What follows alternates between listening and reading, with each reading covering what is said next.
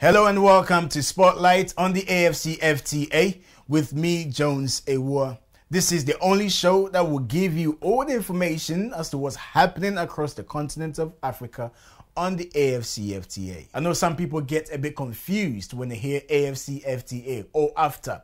It is the African Continental Free Trade Area. Hope you're well and safe. Here's what's coming up on today's show.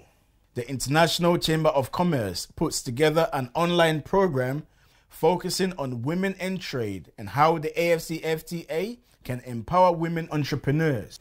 We'll be looking at flagship projects under Agenda 2063, plus an update on COVID-19 and trending stories across the continent of Africa. Now let's talk a bit about what the AfCFTA is and what it means. The AfCFTA is one of the flagship projects of the first 10-year implementation plan under the African Union Agenda 2063, the Africa we want. Phase 1 of the AfCFTA negotiations have covered areas of trade in goods and trade in services. That's why there's a lot of workshops and webinars taking place across the continent of Africa about the implementation of the AfCFTA. It's the duty of trade ministers of each member state to really inform their citizens about what the AfCFTA is about and also the benefits. So I'm sure you will hear more and more about these seminars taking place as we head into phase 2 of negotiations. Now, a lot has been said about the lack of participation of women in trade and business as a whole across the continent of Africa. And the AfCFTA seeks to address this issue. International Chamber of Commerce put together an online program focusing on women and trade and how the AfCFTA can empower women entrepreneurs. So could you give us a couple of the concrete and specific recommendations to ensure the agreement supports women entrepreneurship? Sure. I can give you a couple of examples, although we have many more that we are happy to share with you, and we have online material, etc. On shipres.com.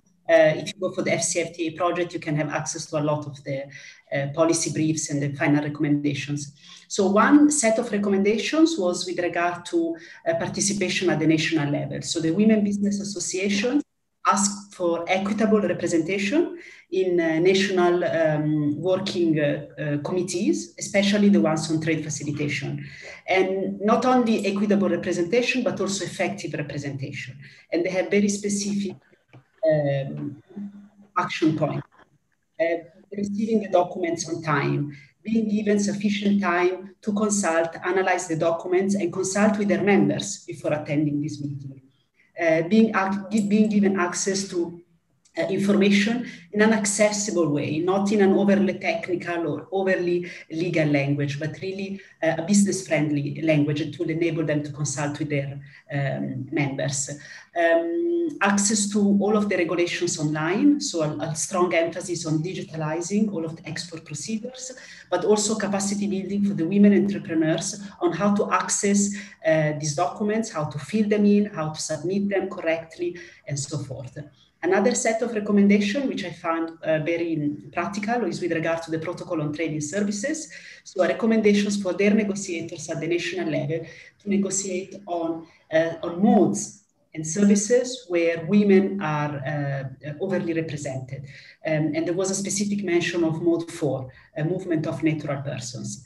And when countries do make commitments across Mode 4 to also raise the level of ambition in terms of mutual recognition agreements, giving a priority to professions where women are overrepresented, because that would really enable them to provide their services across the continent.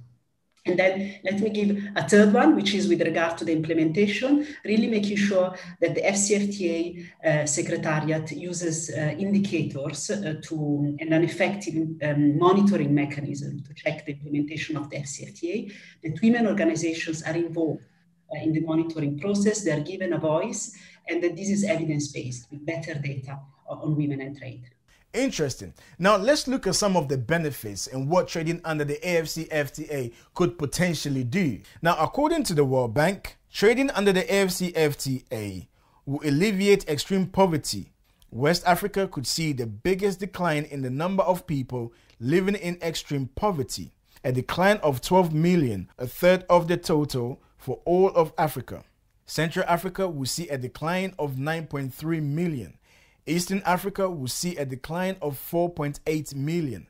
Southern Africa would see a decline of 3.9 million. In Guinea-Bissau, the rate would decline from 37.9% to 27.7%. Flagship projects of Agenda 2063 refers to as key programs and initiatives which have been identified as key to accelerating Africa's economic growth and development, as well as promoting our common identity by celebrating our history and our vibrant culture. Here's the flagship projects of Agenda 2063. Imagine a continent filled with limitless possibilities, where every African can realize their full potential. With the implementation of the continent-wide transformative flagship project of Agenda 2063, we can achieve this goal. An integrated high-speed train network that connects African countries so that we can travel and transport goods with ease across the continent. A continental strategy for Africa's commodities that ensures a collaborative process in developing and managing the continent's natural resources for all Africans. The world's largest trading zone in the African Continental Free Trade Area, which promotes trade within Africa and with the world. The African passport and the removal of restrictions through the free movement of persons, allowing Africans to travel, work, conduct business and live anywhere within their continent. A peaceful Africa where all guns are silenced. The Grand Inga Dam project will provide affordable and clean electricity. Improved and affordable air travel through a single African air transport market, SAATM, that connects African cities. An annual African Economic Forum that brings together great African minds to develop strategies to harness the continent's vast resources to the benefit of Africans. The establishment of the African financial institutions that promote economic integration and the transparent mobilization of resources to promote economic development. The Great African Museum will preserve and promote our cultural heritage and celebrate Africa's influence on the cultures of the world. Promoting cybersecurity that protects our data so there is safety online and ensures that emerging technologies are used for the benefit of Africans. An African virtual and e-university that provides access to the highest quality tertiary and continuing education to Africans anywhere in the world. A Pan-African e-network for innovative e-applications and services that will transform Africa into an e-society. An African outer space strategy that bolsters economic development across all sectors and positions Africa as a regional market for space products and services. And the Encyclopedia Africana, which will document and celebrate Africa's history, culture, and the contributions of African people throughout the world. Let us unite to build the Africa we want. That is the Africa we all want. Just think about it. By 2063, Africa has the potential to become a powerhouse on a global stage. Whilst you're thinking about that, here's a quick update on what's been happening across the continent.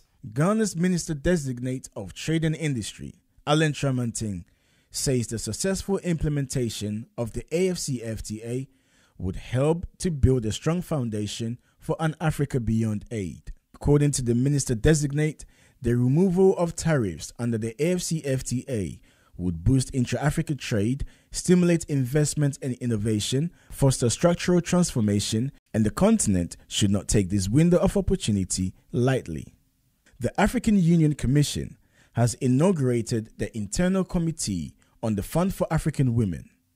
This shows the commitment by the Union in their push for gender equality and women's empowerment. The committee will be involved in developing sustainable and comprehensive strategy on the transition of the Fund for African Women into a trust fund. They will also oversee the implementation of the proposed activities for the fund to ensure transparency and efficiency. Let's join Director of the Africa Center for Disease Control and Prevention, John Nkengasong, for an update on COVID-19.